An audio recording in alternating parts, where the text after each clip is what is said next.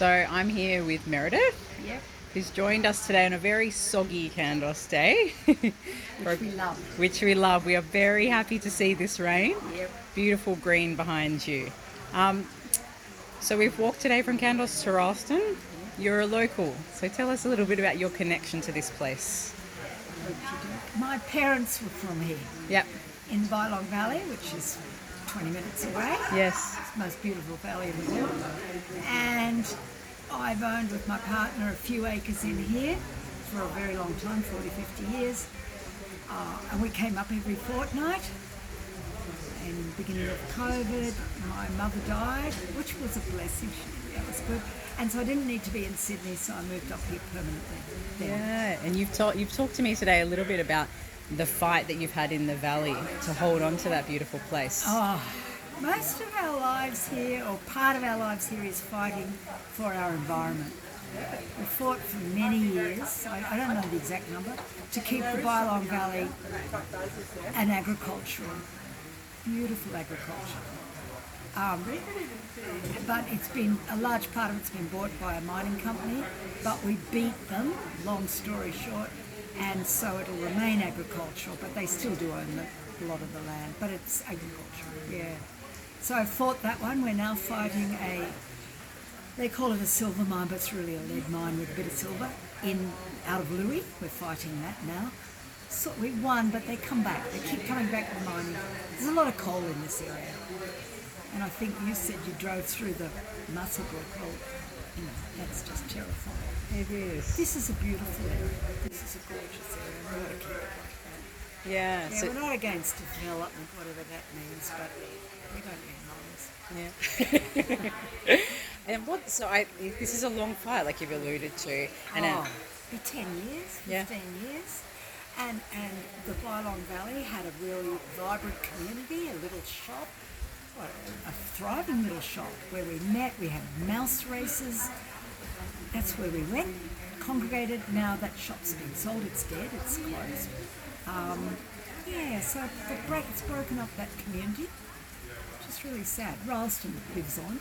Rylstone's very mixed with people who work in the mines and people who don't work in the mines.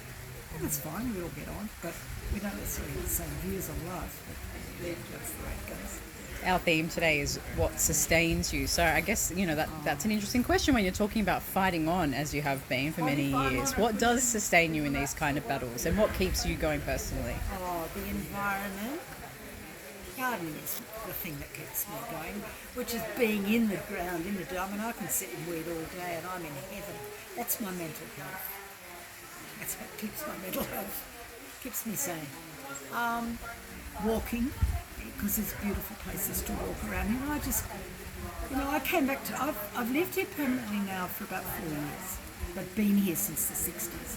And I drove back into really Kandos first and then Rylstone 3 days ago. And as I just came and saw the hills, I went, I'm home. It was an amazing feeling and I felt so good because really I'm from Sydney in a way. And I thought, no, this is home. This is home. This is it. And it is the environment that does that. And it doesn't matter if it's raining, we love rain, but it doesn't matter if it's raining, if it's cold, if it's hot. There's always something, it's always changing in the birds and beautiful kangaroos. It's an incredible place. Oh, it's great. Wombats, echidnas. We've got platypus too in our river. I live on the river. Yeah, so it's just nature. And you were talking this morning when we had our introductions and then while we were walking about your passion for health and for the state of things in this region. Can you speak about that? Sure. Well, coming from Sydney where I've got access to actually good health. I've got local GPs, I can go to them very quickly, etc., in Sydney. I move up here and I really go back to Sydney for my health. Well, that is wrong. But worse than that, the people I meet here who don't have access to good health. We've got one GP, he's just worked beyond capacity because he's got for the hospital as well, 24/7 GP. The major practices in Mudgee have closed their books. So I I work with people who aren't as educated, and I don't want to be arrogant, but they just put up with stuff. And they're really unwell. Yeah, it's terrible. And what can we do about that? I guess that's the big question. We need GPs for starters, and I don't know what to do. I spoke to my GP in Sydney, and he said we should get these old retiring specialists who are bored with their specialty. Their kids have left their private schools in Sydney, so their kids are gone. We could get a good 10 years out of them if they'd moved to the country. That was one idea he had. I think pay them more. I don't think GPs are paid enough. Not for what they do. They have to know so much in the country. And, it's just wrong.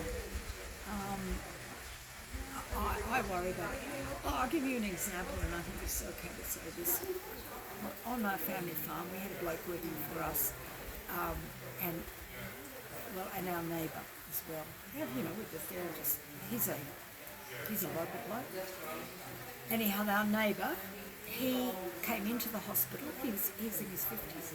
Came into the hospital to get checked because he didn't feel well. I don't know his symptoms. I'm not in health. And too long a wait. So he went home and he died that was Friday. He died on Monday. Heart attack.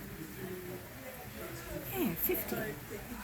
The bloke who worked for us, Kev, world's most gorgeous man, he came to us at 17 on a employing youth. So Dad didn't have to pay him for 6 months. The whole valley employed them. Dad kept Kev on till he was 60 when he died. At 60, a strong man. And he just got too sick and just died. They just don't. Because she'll be right, mate, is how they survive in this town. But it ain't right. Mm-hmm. I just think it's really wrong. A woman 2 days yesterday told me that she drove herself to the hospital because she was fainting. Her blood pressure was so low. She said I could hardly find the hospital. It's about 500 metres she had to drive. I said, you shouldn't have driven your car. She said, who else is going to take it? Someone would have. Community's good. It's a strong community.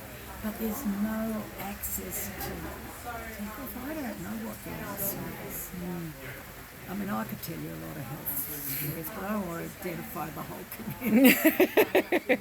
We better not do that. No. What are some of your reflections from today? What have you got out of the day? Well, I came because I saw health in the ad, and I thought, oh, this would be interesting because I'm a bit concerned about it. I've talked to some really interesting people, and people who care, and journalists. I love that combo. I'm concerned about journalism as well. Yeah, another thing that's ailing in our democracy. State of journalism in our democracy. So, health, journalism, tick 2 boxes. So I've got hope out of today. Yeah. I have. I've met some really lovely, interesting people, and I'm now going to sign up or do something with Croakey so that I keep in touch with what you're on about. Right? I never knew anything.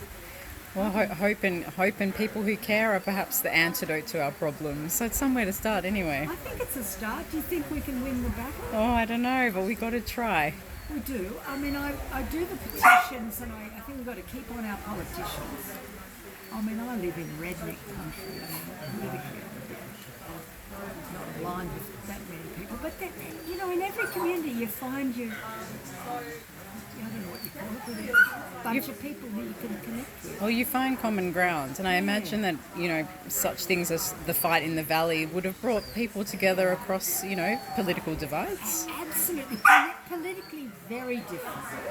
Very different. I mean, I'll tell you one political story that's absolutely relevant today, but it always makes me laugh. Yeah. When my mum was living down there, our neighbour, he went and did the post-election counting. Yeah. And he came up to my mum straight after that election, some election, and he said to her, Pam, you're not going to believe it. One person voted Labor in the valley. And Mum said to me, that was me. Gosh, everybody knows everybody's business, don't they? But what a wonderful community, you know. It's a great community, and you just gradually get to know it. I mean, when I first came here years ago, you had to have lived here for about 5 generations, or you were just a complete, they didn't want to know you. And now there's so many new people coming to the Kandos, Rylstone. It's much more vibrant and interesting. Well, we've loved being here today, and Yeah, we really appreciate you all having us. So thank you very I much. haven't done anything, but I just think how good all these people have come from Tasmania. Everywhere. Canberra. It was worth the trip, I say, every kilometre. Have you got anything out of it? Oh, we'll take this off camera, shall we? Yeah.